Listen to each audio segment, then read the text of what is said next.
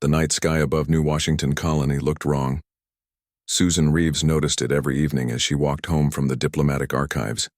The stars were too few, too dim compared to the stories her grandmother had told about Earth's brilliant constellations. But that was life on the edge of human space. 17 modest colonies spread across 22 light years, always in the shadow of greater powers. Susan pulled her coat tighter against the autumn chill.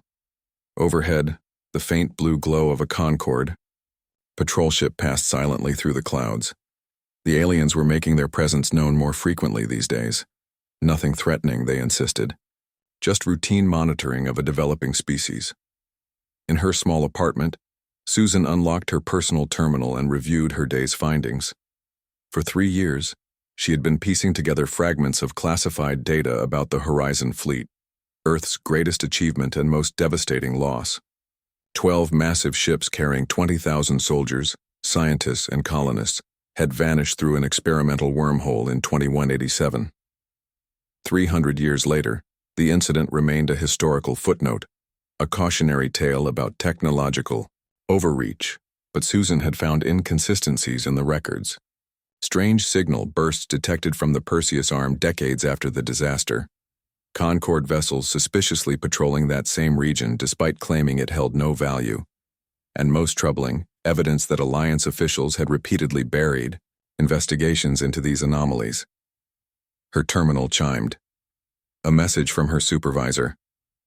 Report to Director Mason's office tomorrow, ER 800. No discussion over channels. Susan's stomach tightened. Her security clearance allowed reasonable access to historical archives, but she had recently bypassed several firewalls to examine deeper classified material. Had they discovered her intrusion? Morning arrived with thin, watery sunlight. The Alliance Administrative Center rose like a silver needle in the center of New Washington, its upper floors lost in low clouds. Susan passed through multiple security checkpoints, each more thorough than the last, before being escorted to a section of the building she had never visited. Director George Mason was a stocky man with close-cropped gray hair and eyes that revealed nothing. His office contained minimal furniture and no personal items.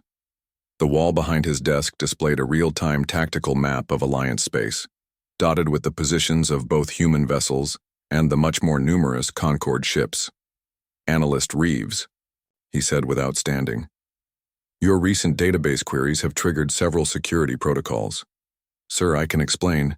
I don't need explanations. I need honest answers.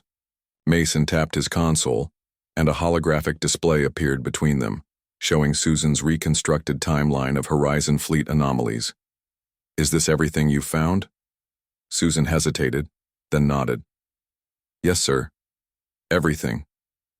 Then you've missed the most important piece. Mason entered a complex sequence of commands.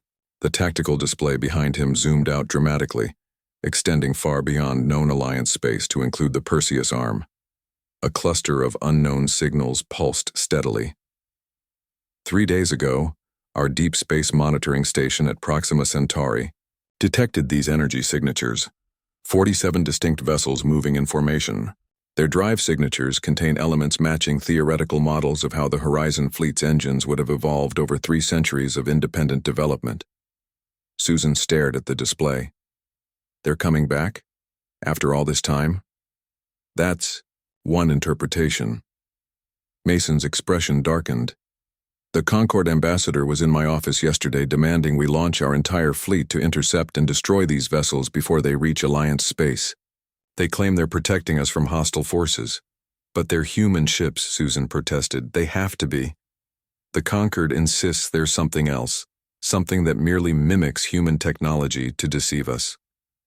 Mason stood and walked to the window. The Alliance president has given the Concorde permission to move their battle fleet through our territory, to establish a defensive line. Susan felt cold dread spreading through her chest. That's insane. If those really are our people returning home, then the Concorde will slaughter them before they can tell us why they've been gone for 300 years. Mason turned back to face her. Or why the Concorde seems so afraid of their return. What can we do? We don't have the military strength to stop the Concorde. No, we don't. Mason pressed a small device that emitted a soft hum. Electronic countermeasures. We can speak freely for about 2 minutes. His formal demeanor vanished, replaced by urgent intensity. Listen carefully. There's a faction within Alliance Intelligence that has been monitoring the Conquered for decades.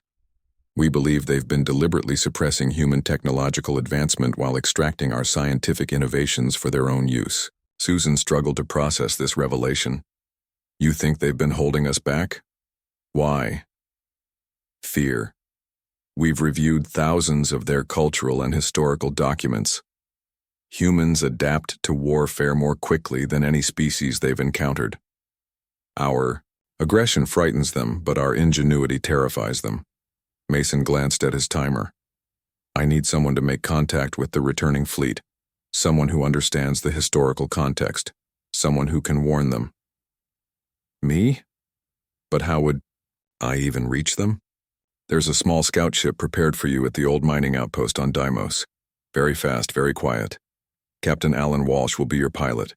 The ship's AI contains all your research plus additional classified material. Mason handed her a small data chip. If we're right, the fate of humanity depends on what those ships represent. If we're wrong, you'll likely die in deep space. The choice is yours. Susan took the chip, her hand steady despite her racing thoughts. When do we leave? Now. A ground transport is waiting. Mason's device beeped. Our time's up. Officially, you're being reassigned to archives on Europa for 6 months of routine digitization. Unofficially, he extended his hand. Good luck, Ms. Reeves. As Susan rode the transport toward the spaceport, she watched the gleaming Conquered ships descending through New Washington's atmosphere in increasing numbers. Their elegant crystalline hulls caught the sunlight, beautiful and utterly alien. For the first time, she saw them not as the benevolent guides they claimed to be, but as something else. Jailers who had kept humanity confined to a small corner of the galaxy. In her pocket, the data chip felt impossibly heavy. Whatever the Horizon fleet had become out there among distant stars, Susan knew with sudden certainty that humanity needed them now more than ever. The transport passed through the final security checkpoint. Above, the stars waited, and somewhere among them, lost children of Earth were coming home. The scout ship Defiant slipped through the darkness between stars, its stealth systems making it nearly invisible against the void. Captain Alan Walsh guided the vessel with practiced ease, his weathered face illuminated by the soft blue glow of the control panels. Beside him, Susan Reeves studied the star charts, trying to make sense of the coordinates they followed. How much longer? Susan asked, her voice hushed, despite the fact that sound couldn't travel in space.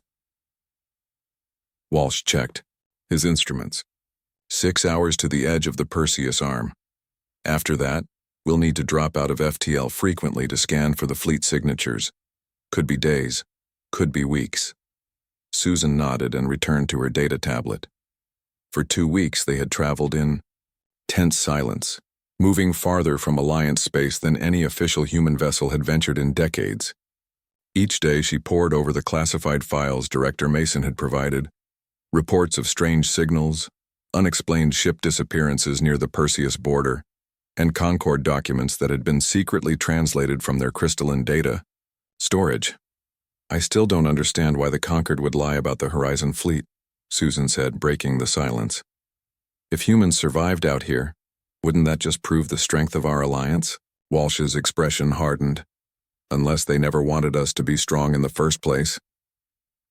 He tapped a sequence into the navigation system. Get some rest. I'll wake you when we reach the coordinate range. Sleep came fitfully for Susan in her narrow bunk.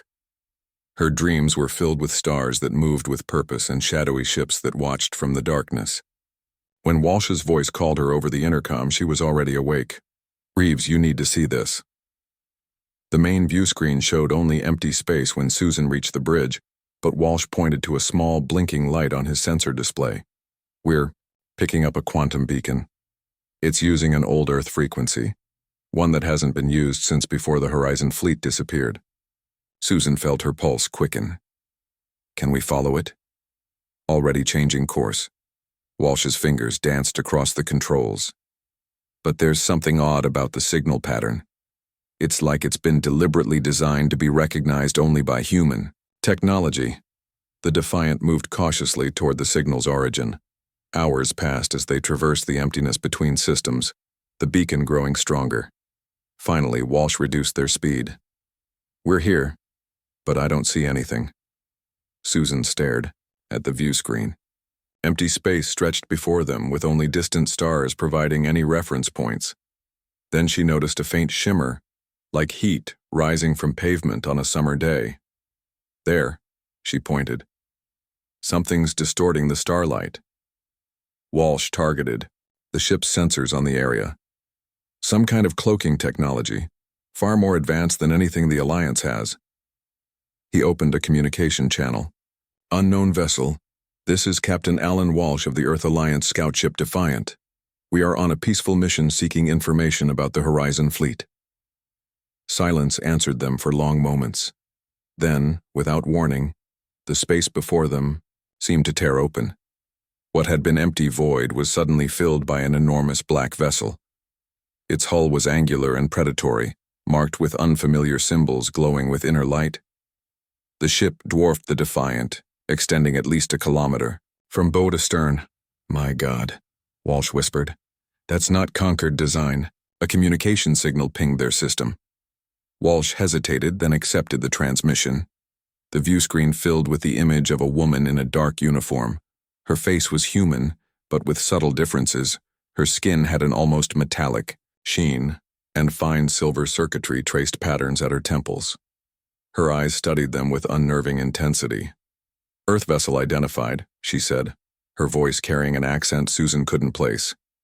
"State your true purpose for entering restricted Dominion space."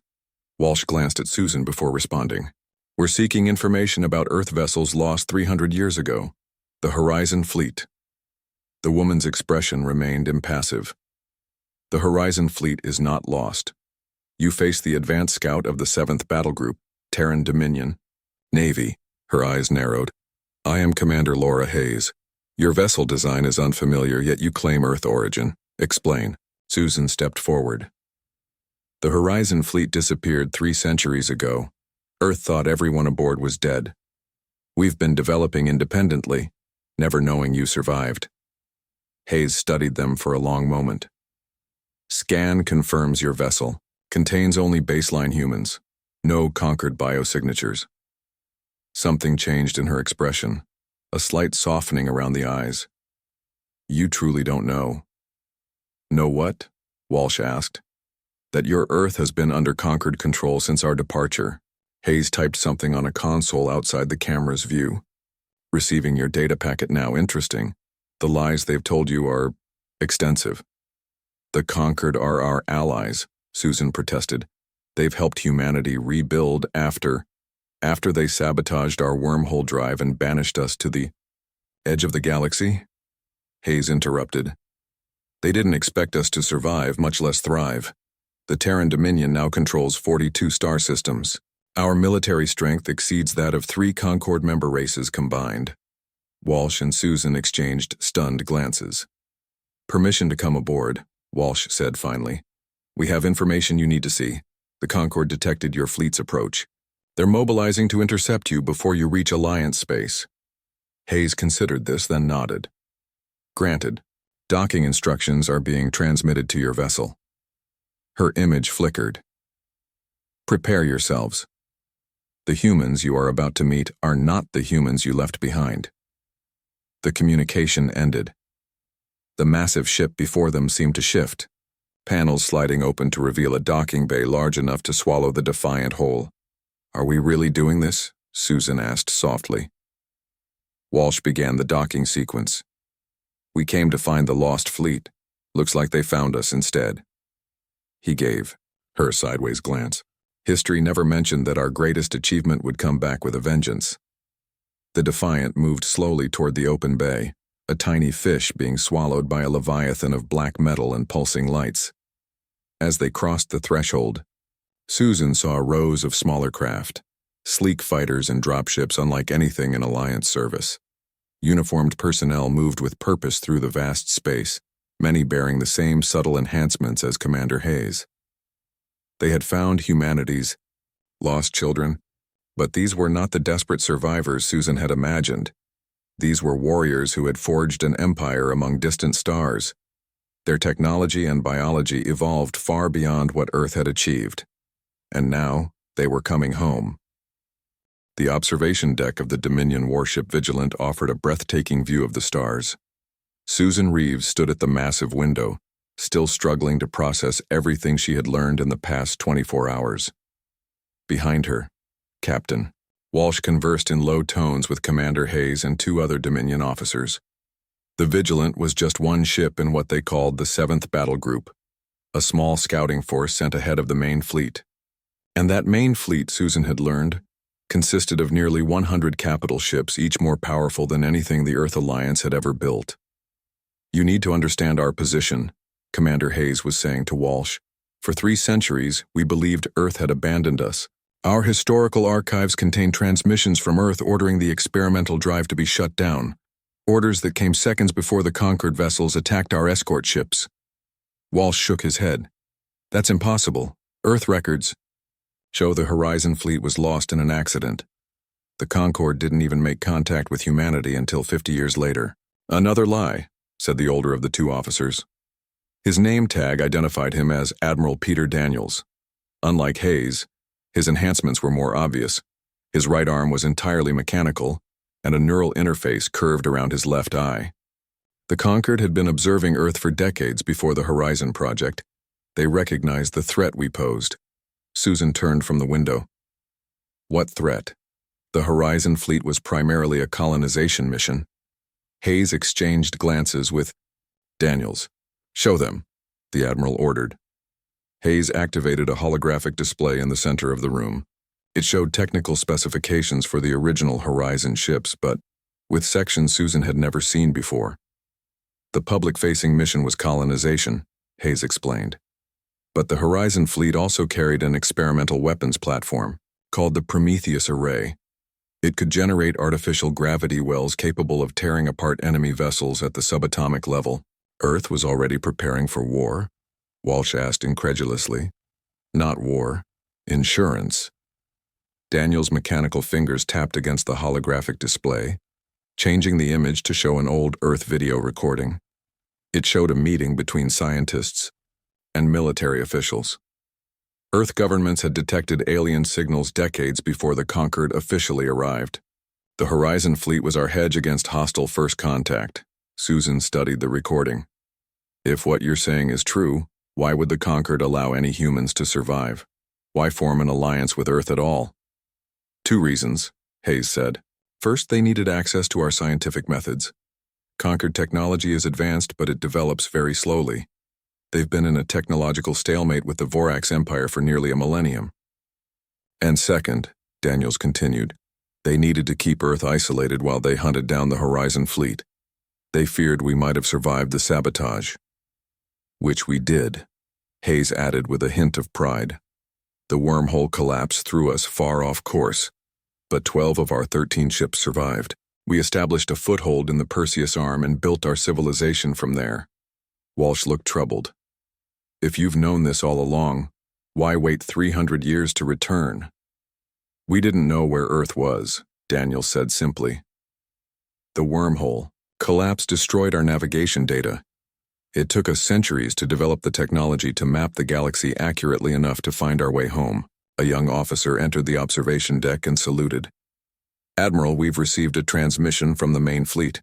Grand Admiral Graves requests your presence for a strategy briefing." Daniels nodded. "Prepare a communication link." He turned to Walsh and Susan. "I want you both to participate. Earth needs to understand what's coming." The holographic display shifted to show a woman in her 50s, her bearing radiating authority. Like Daniels, she had visible enhancements. Silver filaments traced the line of her jaw, and her eyes gleamed with an inner light that wasn't entirely human. "Admiral Daniels," she greeted. "Your advance team has made an unexpected discovery." "Yes, Admiral Graves. We've made contact with an Earth vessel. It seems the Concorde has been lying to both Earth and the Dominion for centuries." Graves's enhanced eyes studied Walsh and Susan with unsettling intensity. So I see. Captain, Ms. Reeves, I am Grand Admiral Amelia Graves, commander of the Dominion 1st Expeditionary Fleet. In approximately 72 hours, my ships will enter what you call Alliance space. Admiral, Walsh said carefully, the Concord has positioned their battle fleet along your approach vector. They've told Earth you're a hostile force. Of course they have. Graves' expression hardened. The Concord knows what we've become. They know what we bring with us, which is what exactly? Susan asked. The truth, and the means to ensure humanity's freedom. Graves looked to someone off-screen, then back at them. We've detected Concord ships surrounding Earth's outer colonies. Their energy signatures indicate weapons charging. Susan felt a chill run through her. They're preparing to attack? They're eliminating witnesses, Graves said coldly. The Concord will destroy your colonies and blame it on us. By the time we arrive, Earth will be fully committed to fighting alongside their protectors against us. Walsh's face had gone pale. We need to warn Earth. Now. Your small vessel would be intercepted before it crossed half the distance, Daniels said.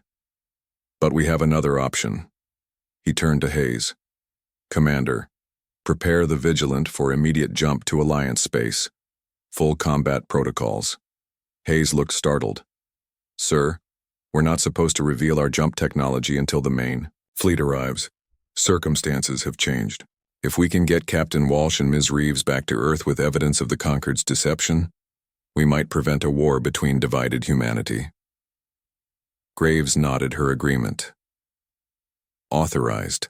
The Vigilant will jump to the edge of Alliance space, deliver our Earth guests to a safe location, then return to the fleet. We cannot risk the ship being captured. Susan watched as the Dominion officers sprang into action. Around them, the Vigilant hummed with increasing power as systems came online. What exactly is jump technology? She asked Hayes as they hurried through the corridors toward what the commander called the secure bridge. Targeted space folding, Hayes replied. Unlike your conventional FTL drives that push through space, we create a temporary connection between 2 points. No traversal of the space between. Walsh whistled softly. That's decades beyond anything Earth has developed. 3 centuries. To be precise, Hayes said with a grim smile. They reached the secure bridge, a smaller, armored command center deep within the ship. Crew members worked at stations that seemed to respond to both touch and thought, the neural interfaces on their temples glowing softly. Jump calculations complete, a technician announced. Coordinates locked on the Proxima Centauri outpost. Daniels looked at Walsh and Susan. Prepare yourselves. First jumps can be disorienting. Susan gripped a nearby railing. On the main view screen, she could see the stars stretched into lines, then into a swirling vortex as space itself seemed to fold inward. The ship shuddered once, and then they were somewhere else entirely, the familiar constellations of Earth's vicinity suddenly filling the screen. Jump complete, Hayes announced. We've arrived at Proxima Centauri. A warning alarm sounded immediately. Multiple Concord vessels detected, a tactical officer called out. They're already here, and they're opening fire on the human outpost. The war had begun without them. The Vigilant dropped its stealth field, revealing its full form against the backdrop of Proxima Centauri. 5 Concord vessels, sleek, crystalline ships that glittered like expensive jewelry, were firing energy beams at the human outpost on the small moon below. Their attack stopped instantly when the Dominion warship appeared. They've detected us, Hayes reported. All Concord vessels are reorienting weapons. Admiral Daniels stood calmly at the center of the bridge. Defensive screens at maximum. Do not fire unless fired upon. He turned to Walsh. Captain, send a transmission to the outpost. Use Alliance emergency channels. Tell them who we are. Walsh moved to a communication station. The Dominion technician showed him how to use the unfamiliar system, and soon his voice echoed across space. Proxima Outpost, this is Captain Alan Walsh of the Earth Alliance. Be advised, the ship that just arrived is human. I repeat, human. Stand by for emergency evacuation. For several tense moments, there was no response. Then a scratchy voice came through. This is Outpost Commander Joe Kelly. We've got 37 personnel still alive down here. The Concord started shooting without warning 15 minutes ago. They claimed you were coming to attack us. Commander Kelly, we're sending shuttles to evacuate your people, Daniels said, joining the communication. I am Admiral Peter Daniels of the Terran Dominion Fleet. The what fleet? Kelly sounded confused. I'll explain when you're aboard, Walsh assured him. For now, gather your people and any data you can salvage. Hayes was watching the tactical display. Admiral, the Concord vessels are moving to block our shuttles. Deploy countermeasures, Daniels ordered. His voice remained steady, but Susan noticed his mechanical hand clenching into a fist. The Vigilant shuddered slightly as hidden compartments along its hull slid open. Dozens of small objects shot out into space, spreading between the ship and the Concord vessels. Susan couldn't tell what they were until they activated, creating a web of energy that distorted the space around them. Sensor scramblers, Hayes explained to Susan. They'll buy us a few minutes. The shuttle bay doors opened and 3 sleek black craft dropped away from the Vigilant, accelerating toward the moon's surface. One of the Concord vessels fired, its beam slicing through the scrambler field toward the lead shuttle. Before it could hit, the Vigilant moved with startling speed, positioning itself between the attack and the shuttle. The energy beam struck the warship's shields, which flared bright blue but held. Return fire, Daniels commanded. Target their weapon systems only. The Vigilant's response was precise and devastating. Focused beams of gravimetric energy shot from multiple points along its hull, striking each of the Concord ships in exactly the same location. Their weapons arrays crumpled as if crushed by invisible hands. First Concord vessel disabled, the tactical officer reported. Second, third, fourth, fifth. All Concord vessels have lost weapons capability. Daniels nodded. Open a channel to the Concord ships. The main screen showed the interior of a Concord vessel. The aliens looked almost like humans except for their luminescent skin and eyes that were entirely silver. The Concord captain's face showed no emotion as he spoke. You violate the terms of our protection agreement with Earth, he said, his voice melodic but cold. The humans are under our guidance. Your guidance? Daniel stepped forward. You mean your control, your suppression. We know what you did to the Horizon Fleet 300 years ago. The Concord captain's silver eyes narrowed slightly. The loss of those ships was unfortunate but necessary. Humans developed too quickly. Your weapons technology would have destabilized the entire sector. And now, Daniels asked, what is your excuse for attacking an unarmed outpost? Quarantine, the Concord captain replied simply. Your Dominion vessels carry modified humans, genetically and cybernetically enhanced soldiers that would contaminate Earth's development. We are protecting humanity from itself. Walsh stood beside Daniels. By killing us? That's not protection. Small sacrifices for long-term stability, the Concord captain said. Our Grand Council has already informed Earth that rogue elements of your lost fleet have returned with hostile intent.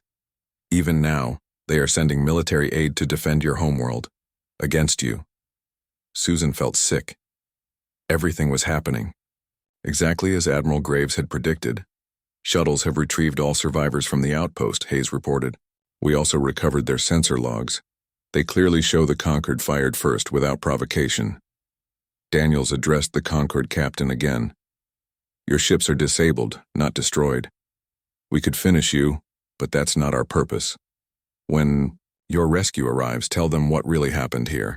The Concord captain's face remained impassive. This changes nothing. The full Concord fleet is mobilizing. Your main force will be intercepted before it reaches Earth. Daniels terminated the transmission. Seal shuttle bay, prepare for jump. Where are we going? Susan asked. Earth, Daniels said simply. We need to get there before the Concord convinces your leaders to oppose our entire fleet. Commander Hayes looked concerned. Sir, we're just one ship. If Earth's defenses fire on us, they won't, Walsh interrupted. Not if we can reach Director Mason with the outpost sensor logs. He has direct access to the Alliance president. Susan wasn't so sure. The Concord ambassadors are very persuasive. They've had centuries to earn Earth's trust. And we have minutes to break it, Daniel said grimly. Jump coordinates set for Earth orbit. All hands, prepare for combat emergence. The view on the screen swirled again as the Vigilant prepared to jump. Susan watched the stars blur, wondering what they would find when they reached Earth. Would they be greeted as long-lost kin or fired upon as invaders? The ship shuddered more violently this time as space folded around them. The bridge lights flickered for a moment before stabilizing. Jump complete, Hayes announced. We've arrived in Earth orbit. The main screen cleared to show a blue-green planet, humanity's ancestral home. But the view was partially obscured by dozens of ships.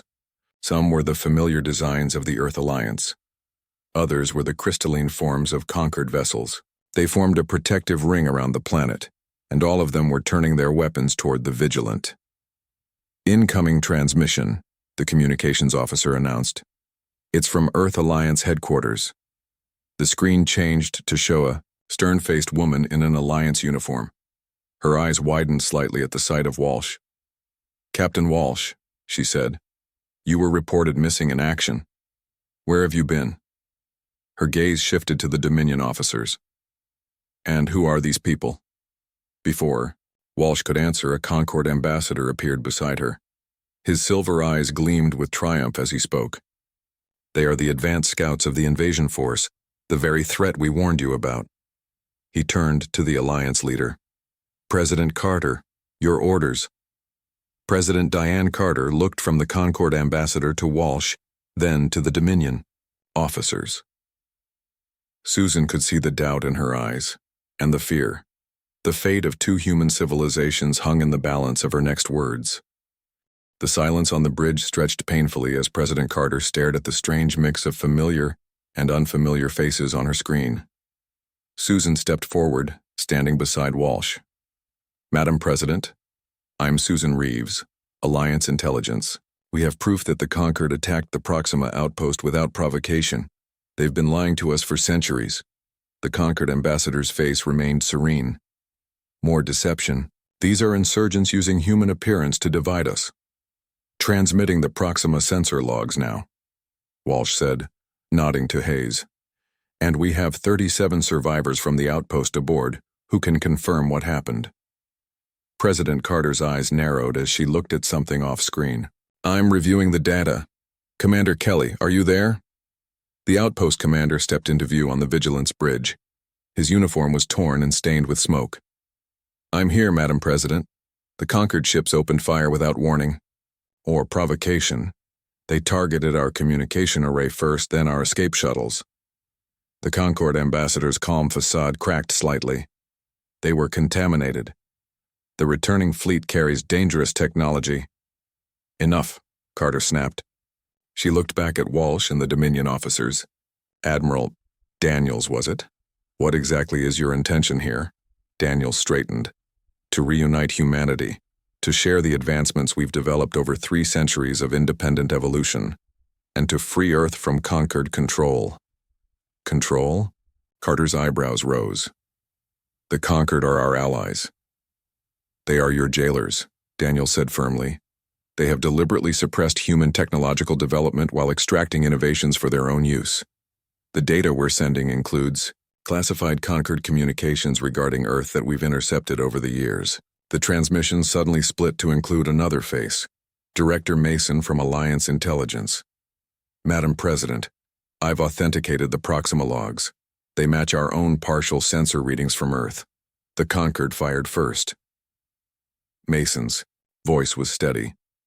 And the classified communications they're sending match fragments we've recovered from Concord databases over the years.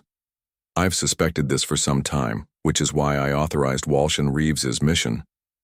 The Concord ambassador's silver eyes had gone cold. This changes nothing. The full Concord fleet will arrive within hours. The approaching human fleet will be destroyed. Earth must choose which side it stands on. President Carter's face hardened. I believe we already have. She turned away from the ambassador. Captain Walsh, I'm ordering all Alliance vessels to stand down. Admiral Daniels, what do you need from us? The ambassador's voice rose. You risk everything on the word of traitors. The Concord has protected humanity for centuries. Protected. Susan couldn't stay silent. You sabotaged our ships, you kept us divided. You've been attacking our outposts and blaming it on our own people. We have kept you from destroying yourselves, the ambassador hissed, his composure finally breaking. Humans advance too quickly. Your military technology evolves at a rate no other species can match. If left unchecked, you would dominate the galaxy within a millennium. The Concord could not allow this. President Carter's expression showed shock at this admission. And there it is. The truth at last. She turned to her officers off-screen. Send this transmission to all Alliance colonies and vessels. Then remove the ambassador from headquarters. The Concord ambassador's face contorted, with rage before his transmission cut off. Admiral Daniels, Carter continued, your ship appears to be alone. When can we expect the rest of your fleet? Within 12 hours, Madam President, but the Concord reinforcements will arrive sooner. Daniels looked to Hayes. Commander, send a priority jump communication to Admiral Graves. The situation has changed. Hayes moved to a specialized console. Preparing quantum link. Walsh stepped closer to the screen. Madam President, I recommend full mobilization of the Alliance fleet. We should coordinate with the Dominion ships when they arrive. Carter nodded. Already underway, Captain. She leaned forward. But I need to understand what we're dealing with. Admiral Daniels, what exactly has the Dominion become out there among the stars? Daniels considered his words carefully. We are still human, Madam President, but necessity drove us to evolve faster than we might have otherwise. Some of our advancements will seem unsettling at first, but everything we've become was for the purpose of survival and eventual return, the tactical officer interrupted. Admiral, long-range sensors detect multiple fold signatures. Concord reinforcements approaching from 3 vectors. How many ships? Daniels asked. 87 vessels identified.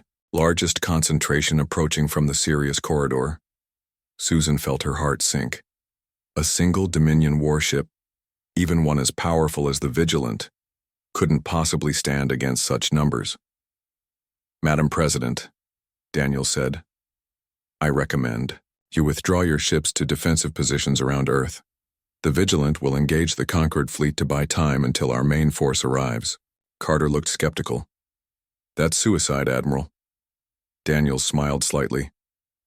Perhaps by Alliance standards, but you haven't seen what Dominion ships can do yet. He turned to Hayes. Prepare all offensive systems, gravitometric cannons, phase torpedoes, and the Prometheus array. Walsh and Susan exchanged glances at the mention of the Prometheus array, the experimental weapon the original Horizon fleet had carried. Quantum link established with the main fleet, Hayes reported. Admiral Graves confirms receipt of our situation update. Hayes looked up, her eyes wide. She's ordering the entire 1st Expeditionary Fleet to execute an emergency simultaneous jump to Sol system. But that's impossible, Daniels said. Coordinating that many ships for a simultaneous jump would take hours of calculations. She began the calculations the moment we jumped to Proxima, Hayes replied. She anticipated this scenario. The tactical display suddenly lit up with warnings. Space around Earth seemed to fold in dozens of places at once. When it stabilized, 97 massive black ships had appeared in perfect formation. They dwarfed both the Alliance vessels and the approaching Concord fleet. The 1st Expeditionary Fleet has arrived, Hayes announced, unable to keep the pride from her voice. The main screen changed to show Admiral Graves on the bridge of her flagship. Behind her stood officers at stations that hummed with technologies Earth had never seen. Madam President, Graves greeted Carter formally. On behalf of the Terran Dominion, I bring you greetings from your long-lost children, and if you'll allow us, we've come to help you break your chains. President Carter stared at the image for a long moment, then nodded. Welcome home, Admiral.